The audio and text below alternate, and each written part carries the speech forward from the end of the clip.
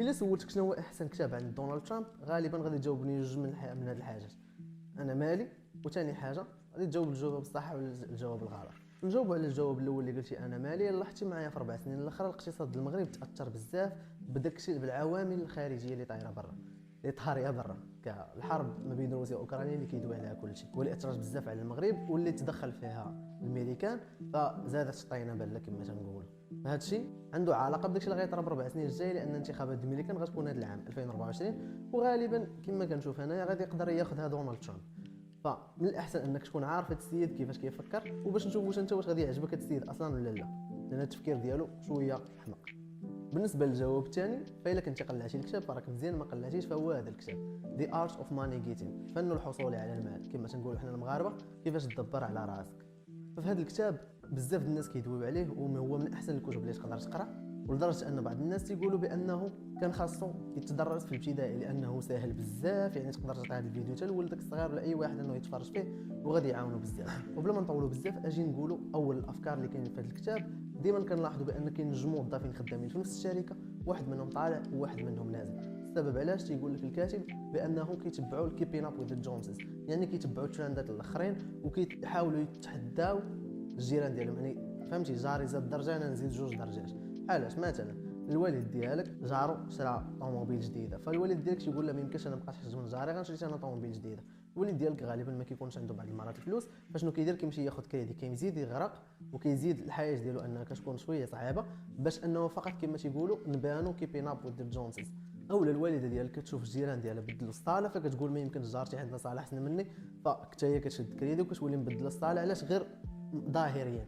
كيقول لك الكاتب بانه تخيل العالم كله عمى الا انت اللي كتشوف، واش غادي تهمك الصاله ديالك كي دايره ولا حوايجك كي دايرين ولا شنو كتلبس. هادشي ما كيعنيش انك تعيش واحد الفقر مدقع وتبين بانك راك فهمتي ما كتهتمش، لا، حدو قدو كما تنقولوا. وهادشي اللي غادي يخليك انك من بعد تكون غني. كما تيقول لك الكاتب ما عمرك ما تخلي النفقات ديالك يفوتوا المدخول ديالك، وهادشي اللي بزاف الناس ما كيفهموش، منهم انا اللي كندير بزاف الاغراض في حياتي، ولكن هذه راه من اهم الحاجات. ديما النفقات ديالك يكونوا اقل من داكشي اللي كتدخل وما يكونوش مساويين، او لا اكثر كما في هذه الحاله اللي شرحنا. فحيت كما تيقول لك الكاتب ما يمكنش لك توصل للطريق المزيانه وانت واخد الطريق ديال الفقر. فإلا جيتي سولتي راسك شنو هو الفاونديشن، يعني الاساس ديال انك باش تكون واحد الانسان لاباس عليه ولا ناجح في حياتك، تيقول لك الكاتب هو الصحه. الا ما كانت عندك الصحه ما تقدر دير حتى حاجه، وهذه كنشوفوها عند الناس كاملين، حيت الصحه ديالك هي اهم حاجه. فإلا ما كانت عندك الصحه ما تقدرش تخدم وما تقدرش تفكر. فاهتم بصحتك، واخا بلا ما تشوف فيا انا راه شويه زقلت مع الصحه ديالي، ولكن الامور مضبوطه كما تنقول. فاجيو ندويو على اسهل طريقه باش انك تنجح في حياتك. تيقول لك الكاتب بالنسبه لواحد الشاب اللي باغي ينجح في حياته، اسهل طريقه يديرها هي انه يخدم في شي حاجه اللي من الذوق ديالو، ماشي كتعجبه ولكن من الذوق ديالو، كيشوف راسو بانه غادي يكمل فيها. وكيفاش هذه القضيه انك غادي تستمر في هذه الحاجه وغتنجح فيها؟ في البدايه كيخصك انك تخدم في ذاك المجال. مثلا انت كيعجبك الطياب مثلا، عادي دابا ولا كلشي كيطيب، فراه ماشي غتجينيش نفتح الريستورون ديالك، ولكن خاصك تمشي تخدم في الريستورون باش كتعرف كيفاش الاجراءات كاملين. يعني كما الا كنعرفوا بزاف هذاك الشيف بوراق وصالت بي اللي كيدير بحال هكا، فالا شفتوا تصاوروا من قدام راه كلهم خدموا في ريستورون، ودابا شوف فين وصلوا. علاش؟ لانهم بداو من التحت، شافوا كل حاجه كيفاش كدار، ومن بعد حلوا داكشي ديالهم. الحاجه اللي موراها هي تجنب الكريدي. الكاتب تيقول لك بانه ملي كتاخذ كريدي بحال خديتي عود ميت. تخيل معايا، حيت دابا بحال قلتي في المراهنات على العودانات، الناس كيجيبوا كيقمروا على عودان واعر وانت مقمر على عودان ميت، راه باينه من الاول غادي يطيح. لذلك حاول الماكسيموم انك تجنب الكريديات اصلا اللي هما حرام، وعاد تزيد الكريديات. حنا مثلا كنقدروا نسلفوا من عند صحابنا، ولكن ما نسلفش من عند صاحبي واحد المبلغ باش انني ندير بروجي، لان بحال كتاخذ واحد العودان ميت باش انك دير واحد البروجي، ولا تاخذ من عند البنكه باش كتبدا البروجي. حنا عارفين بان الكريدي كيأثر علينا واحد التاثير اللي هو داخلي خايب بزاف. يعني مثلا ملي كتاخذ كريدي غير من عند صاحبك كتبقى تنخر فيك لداخل، فوقاش غترجعوا لي فوقاش غترجعوا لي، واخا يكون هذاك صاحبك من دوك الناس اللي كيسلفوك وما كيبقاش يقول لك ارى لي انك درتي مع تاريخ وكذا. فهمتوني؟ ما كندويش على دوك الناس اللي كتسلفهم ومن بعد كترجع عنهم انت كترغبهم باش يرجعوا لك فلوسك. واش عمرك سمعتي بشي واحد زاد عيان؟ تيقول لك الكاتب بصح كاين في الحياه شي ناس اللي تزادوا عيانين فما كيقدروش يتبعوا داكشي اللي كيبغيو يديروا، ما كيقدروش انهم يتقاتلوا على الحلم ديالهم. تيقول لك الكاتب هذه المهاره يمكن انها تربى فيك، يعني درجه بدرجه. كما درنا فيديو قديم على واحد الكتاب اللي سميتو طريقه الكايزن، كيعلمك كيفاش انك تبدا واحد الحاجه باسهل طريقه. لان في الدماغ ديالنا كاين واحد البار سميتها الاميغديلا، كيقولوا بان هي اقدم بارت في الدماغ ديالنا. هذيك البارت ملي كتقول لها واحد النهار الراق اجيو نبدلوا حياتنا، هذيك البارت كتخلع وكتخليك انك غير تحبس. فكيمكن لك هذيك البارت انك تقولها باش انك كتبدا بشي حاجه صغار، شي حاجه صغار اللي هما كيضحكوا بزاف. يعني بحال قلتي طلع درجه واحده وتحبس تمشي في حالك ترجع، والغد اللي طلع الدرجه اللي موراها، فهمتيني؟ يعني بواحد الطريقه اللي هي بايخه جدا، ولكن من بعد كتلقى راسك حققتي واحد النتائج اللي هما كبار بزاف. حيت كما تيقول لك الكاتب مهما كنت تفعل خاصك ديرو بكامل القدره اللي عندك. حيت يقول لك الكاتب الغنى ديما كيفضل داك الانسان اللي كيتقاتل، وما كيفضلش داك الانسان اللي ما قادرش يتقاتل حتى على راسه. وكنعرفوا دوك الناس اللي كتكون الحياه عندهم مثاليه صعيبه بزاف وما كيقدروا يديروا حتى حاجه باش انهم يغيروا حياتهم. الفلوس راه ماشي واحد الانسان ولا واحد الكيان اللي كيجي لعندك ويختارك، ولكن كما قال واحد الكاتب ذا هاردر اي ورك ذا لاكيير اي ام. شحال ما خدمت شحال ما كيتزاد عندي الزهر. فإلا لاحظتوا معايا شويه راه هنا كنبداو نقربوا شويه من العقليه ديال دونالد ترامب اللي كتقرب شويه للعقليه ديال الراسمالي، لانه هو راسمالي بامتياز. وانا كواحد الشخص كتعجبو الراسماليه فعجبني هذا الكتاب بزاف، وكنتمنى انه يعجبك. لان بزاف الناس عندهم اعتراض على الراسماليه، ما كنعرفش علاش. ما كندويش على ديك الراسماليه الجشعه، كندوي على الراسماليه المزيانه اللي كتخلي السبيطارات انهم يخدموا مزيان، والانشاءات الجامعيه تكون مزيانه، الجرده تكون مزيانه، وكل شيء. لان دوك الفلوس كيجيو من شركات اللي هما راسماليين، ما كيجيوش من الشيوعيه، وما كيجيوش من السطل ديال الفوسفات اللي كتصيفطوا لنا الدوله كل نهار. فهنا حاولت نوضح لك بانه ما غنبقاوش نتسناو الدوله ديالنا انها بصح تفرق علينا سطال ديال الفوسفات كل نهار، لانك بزاف الناس يقول لك فين حق الفوسفات فين حق ديال كذا.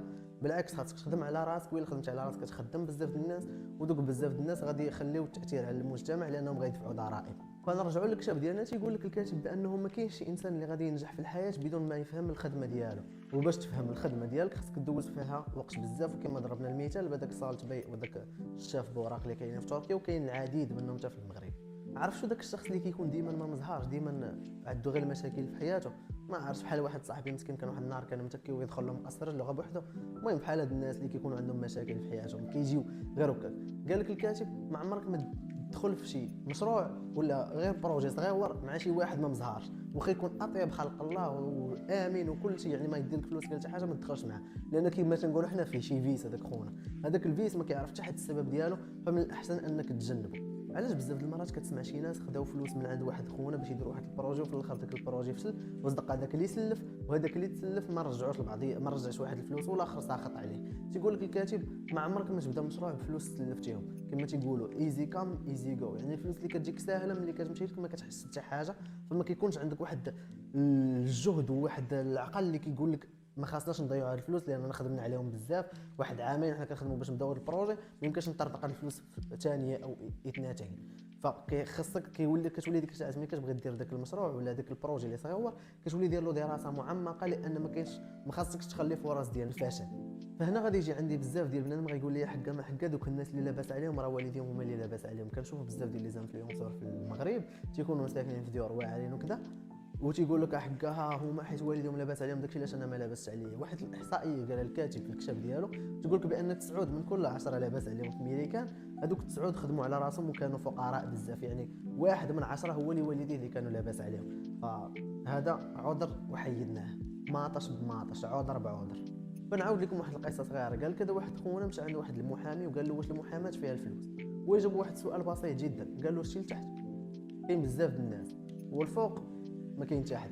يعني في اي مجال كاينين فلوس، غير خاصك تكون انت من الفوقانيين. باش توصل للفوقانيين هو انك تضرب واحد الجهد اكثر من هذوك اللي ضربوا لتحت. وكما كان دويت لكم شحال هذا على القانون ديال 10000 ساعه اللي كيخلي بزاف منهم انه يحقق واحد النجاح مقارنه بهذوك الفيلوز اللي معاه، يعني الرفقاء اللي كانوا بداو معاه.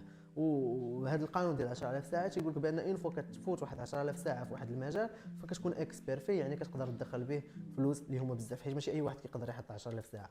بزاف الناس تجيهم هاد 10000 ساعه راه صعيبه، ولكن الا قسمتها على الاسبوع ديالك راه غتقدر تضربها في واحد 3 سنين ولا 4 سنين. وهذا الشيء مفيد جدا للطلبه، لان الطلبه ماشي بزز عليهم يخدموا. انا ديما كنقول للطلبه اللي كيقراو دابا بان والديكم خاصهم يخلصوا عليكم، الواجب ديالهم انهم يخلصوا عليكم لانهم متحملين المسؤوليه ديالكم، سورتو دوك الناس اللي كيصيفطوهم والديهم تيقول لهم انت خاصك تقرا هذا الماده، تقرا الطب، انت خاصك تقرا هذه، فهمتي؟ هذاك راه واجب ديال والديك انهم ما يخلصوا عليك حتى تخرج من القرايه. اين فوا تخرج من القرايه ديك الساعات كما تنقولوا عوم بحرك، ما حدك كتقرا، فحيد انت تحت المسؤوليه ديال والديك. فاذا تعلمتي شي حاجه اين فوا والديك تيقول لك يلاه الله يسهل الامور، كتكون ديك الساعات سهل عليك انك تنقز من داك الحبل ديال العائله وتولي معتمد على راسك. كنا كنعرفوا شي واحد ديما تيقول لك انا خدام في الكريبتو، شويه كدوز سيمانه كيقول لك خدام في الاس ام ام اي، عاوتاني كدوز سيمانه تيقول لك هكا راه كاين الان اف تيز، كدوز سيمانه لا انا وليت في ستوكس. تيقول لك الكاتب هاد الناس ما عمرهم ما كينجحوا في حياتهم، لانهم بحال عرفتي بحال اش كيديروا بحال هذاك اللي كيبقى يحسب الدجاج وهو ما مربوطش. فالا ما كنتيش غادي تضرب واحد الوقت في واحد المجال بلا ما تدخل ليه، كما كاين في واحد الكتاب اللي سميتو ذا ديب، قال لك في العالم كاين 3 الانواع ديال الناس. اولهم كيشوف واحد المجال تيقول انا هذا المجال قاد علو غادي ندخل له غادي نكملو، كيدير داكشي اللي قال، كيدخل داك المجال وما كيحبش من بعد 10 ديال السوايع ولا 10 السيمانات تيقول سالينا هذا المجال ما فيه والو.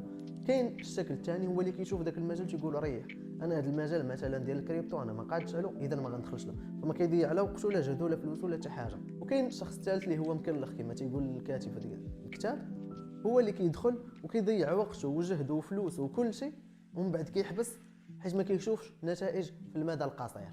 عمرك انفيستي في شي حاجه انت ما كتعرف فيها والو. هذه من النصائح ديال الكاتب، لانه تيقول لك بان ملي ما كتكونش ما كتعرفش واحد الحاجه ما كتكونش عندك عليها واحد الخبره وكيفاش التاريخ ديال، لان التاريخ كيهم بزاف. يعني تقدر تكون ديك الحاجه غير تراند كما دازوا الان اف تيز وبداو مشاو لفلوسه، اولا شي حاجه اللي غادي تبقى ديما مثلا ما عرفتش كل لقيتها كون قلتها لكم الدراري. فديما حط فلوسك في واحد الحاجه اللي كتعرف ليها، وكما قلنا قبل خدم في الخدمه اللي كتعجبك، ولكن ما تجيش نيشان وتحل بروجي في ديك الخدمه اللي كتعجبك. خدم فيها كما قلنا المثال ديال الريستو، خدم في الاول واخا تعرف تغسل الماء، من بعد تقطع مطيشه، من بعد راه كدوز من كاع المراتب وكتولي تعرف كل شيء. فملي كدير واحد الحاجه ديالك كتولي عارف كيفاش ديرها. فشنو هو راس مال المشروع ديالك؟ الكاتب تيقول لك بان راس مال المشروع ديالك هو الظرافه وحسن الخلق مع الكليان ديالك. الا كان عندك واحد الظرافه وواحد البهجه والخلق مع الكليان ديالك فهذاك هو احسن راس مال ديالك. يعني بنادم ديما كيتشجع انه يرجع عند بنادم لانه كيحس بالراحه معاه. فما بالك بانك تحط فلوسك؟ ما يمكنش لك تحط. انا بزاف كنمشيو بزاف عند واحد ملحان تلقى قريب لدارك وواحد بعيد، ما كتمشيش عند هذاك اللي قريب لدارك لانه كيتعامل خايب، وكتمشي عند داك اللي بعيد لانه كيتعامل مزيان كيخليك تحس براسك مرتاح. فالظرافه والتبسم في وجه اخيك صداقه. واش نعطيو فلوس للبنادم ولا لا؟